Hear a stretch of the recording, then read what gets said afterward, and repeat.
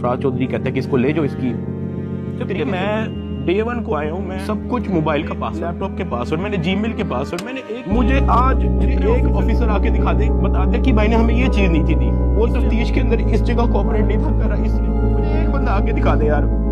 23 दिन का रिमांड लिया मैंने, पहले 23 मिनट के अंदर इन्वेस्टिगेशन चल रही होती है। एडिशनल सरफराज चौधरी साहब वो अचानक कहते हैं कि ए मुंडा ही, कहते हैं हाँ जी, कहते हैं इसको लेके आओ, मेरे करता है, मेरे हाथ पे लगाता है और चल। मुझे जब हथकड़ी लेके जाते हैं तो वहाँ पे 5 officer additional director Sarfaraz Chaudhary, कौन से एप्लीकेशन, मैंने कहा उसका सर मैं कर दिया, वो कहता तेरी माँ किधर से आता है पैसा तेरे पास, यूट्यूबर हूँ, मेरे 8 मिलियन उधर एड्स हैं, अभी मैं बात कर मेरे वतन अजीज के बच्चों को क्या करता है जी, यूनिवर्सिटी गया था, तुम इतने क्यों, मैं चुप रहता हूँ, वो चीख के बोलते हैं जी सर मैं यूट्यूबर लिया, वो देता रहता है। उसने मेरे मैं बिल्कुल चुप होकर खड़ा हो गया, इधर लगता है मुंह पर कर, इधर लगता है वो मारी गया जब तक मैंने तो गिने भी नहीं है कुछ। फिर वो घर में एक वीडियो कॉल रिसीव करता है जिसकी तकरीबन एज होगी 7 होती है।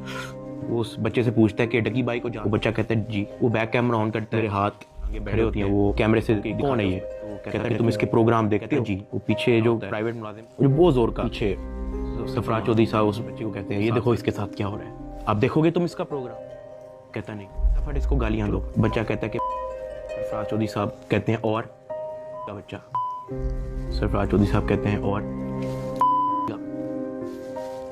थप्पड़ वो मारी जा रहा होता है पीछे, वो बच्चे को दिखा रहा होता है कि ये तुम इसके प्रोग्राम देखो। मैं क्या बताऊँ यार।